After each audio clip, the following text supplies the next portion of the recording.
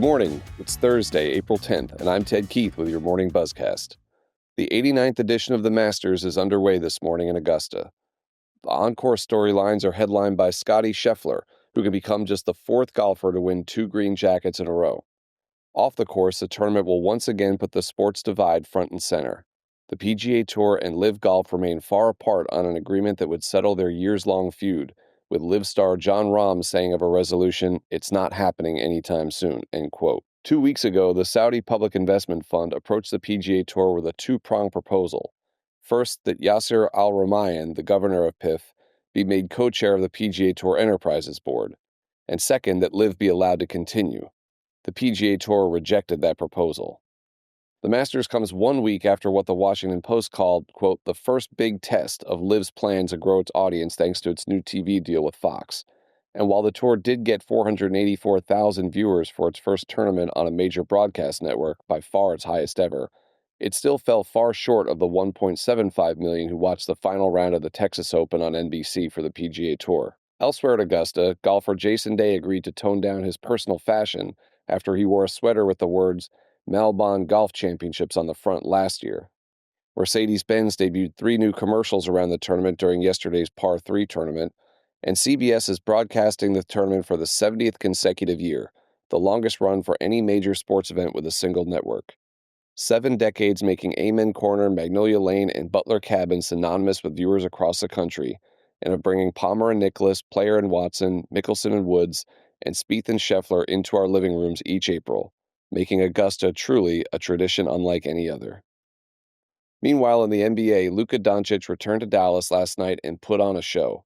45 points, 8 rebounds, 6 assists, and an easy Lakers win. Luka was moved to tears by the pregame video tribute Dallas put together, and after the game he saluted the fans at the arena he called home for parts of 7 seasons. ESPN reported yesterday that the stunning trade that sent Doncic to the Lakers earlier this year could ultimately cost Dallas 9 figures in lost attendance, merchandise sales, and sponsorship opportunities. The Mavericks tried to put together some sponsorship deals with companies that do business with Doncic in advance of his return, but the All-Star Guard's representatives declined to sign off on those deals. When the sellout crowd at American Airlines Center wasn't cheering for Doncic, it was chanting its displeasure with general manager Nico Harrison, the man who engineered the trade. After the game, Doncic said, "I love these fans, I love this city, but it's time to move on. We'll do the same." The dominant non-sports story this week has centered around the tariff dispute coming out of Washington. On Wednesday, President Trump announced a 90-day pause on steep tariffs for countries around the world, sparking a 9.5% jump in the S&P 500, the biggest one-day gain since 2008, but not enough to erase all the drop in the market. Sports-related stocks had a particularly good day, reported SBJ's Chris Smith, with sportswear and betting categories up 13% each. Sphere Entertainment rose 19.1%, while Foot Locker surged 19%, Peloton 17%, and Dick's Sporting Goods 16%, among other rebounds. Earlier this year, MLB and ESPN announced they were opting out of their 7-year rights deal at the end of this season.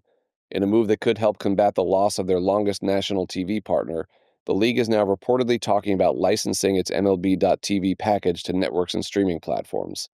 All of this is a precursor to MLB's hopes of having all 30 teams under one streaming site after the national rights expire following the 2028 season. Finally, this could be a landmark day in Major League Soccer. The MLS Board of Governors is meeting in Chicago today, where they are expected to discuss moving to a fall to spring calendar that would align MLS with the rest of the top global soccer leagues and mark a major change from the current format, with a season that starts in late winter and runs until the fall. As SBJ's Alex Silverman reported, if the new schedule is to be in place by the end of the 2026 World Cup, quote, multiple league sources said the move would need to be approved this week to provide clubs enough lead time to restructure commercial deals, venue agreements, and player contracts. The league would also need to adjust sponsorship and media deals, and the change would require the approval of the MLS Players Association, end quote. Before we go, one SBJ programming note. This week on SBJ's Sports Media Podcast, Austin Karp and Molly Cahalan are joined by Boardwalk Pictures' Andrew Freed, the producer of The Clubhouse, the new Netflix docuseries on the Boston Red Sox, and by ESPN's John Buccigross, who looks ahead to his 12th Frozen Four this weekend in St. Louis, where games start tonight. That's all for this morning's edition of the Buzzcast. I'm Ted Keith. We'll talk to you again tomorrow.